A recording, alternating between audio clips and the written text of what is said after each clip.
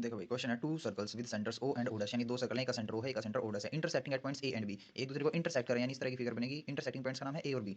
The radius of each circles are 6 centimetre, हर एक दोनों सर्कल की रेडियस की लेंथ है 6 सेंटीमीटर, 6 सेंटीमीटर रेडियस है दोनों की। Also the distance between A and B 6 centimetre, यानी कि ए और बी की जो ये डिस्टेंस है ये भी कितनी है, 6 सेंटीमीटर है। तो करें find the area of shaded region. इसके लिए देखो ये फिगर है, हमें बताइए इसकी रेडियस मैंने बना ली 6 सेंटीमीटर, ओ ए रेडियस है तो ओ बी रेडियस है और ए बी 6 सेंटीमीटर है। अगर हम देखें तो ये एक इक्विलेटरल ट्रायंगल बन जाती है, क्योंकि ए बी 6 है और ये दोनों रेडियस है तो ये तो 6 होंगी। अब हमें शेडेड पार्ट का एरिया निकालना है। देखो अगर इन सर्कल को हम सेपरेट करते हैं तो हमें इस तरह की फिगर दिखेगी, कंबाइन कर देंगे तो वापस से ऐसा दिखने लगेगा ये, ठीक है।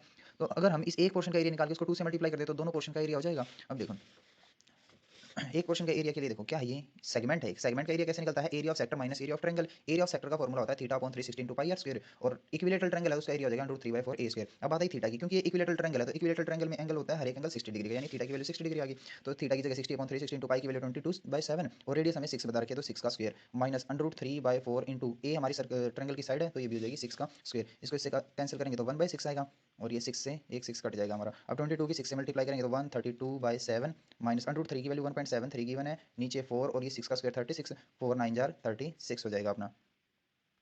अब देखो 7 को इससे कैंसिल करते हैं, 7 1 जा 7 तो 6 बचेगा, 7 8 जा 56, यानी लगभग, और 7 8 जा 56 18.86 के आसपास आएगा ये। और जब इसकी 9 से मल्टीप्लाई करेंगे हम तो ये बनेगा 15.57 बन जाएगा ये, ठीक है, लगभग अप्रोक्सीमेट। और जब इसको सब्ट्रैक्ट करेंगे तो ये बचेगा 3.29, और 3.29 बचेगा। अब ये हमारा पोर्शन इसका एरिया आ चुका है, ठीक है। अब ऐसे ऐसे दो पोर्शन है ना तभी तो कंबाइन एरिया बनेगा, तो इसको 2 से मल्टीप्लाई कर देते हैं तो हमारा बन जाएगा 6.58 सेंटीमीटर स्क्वायर।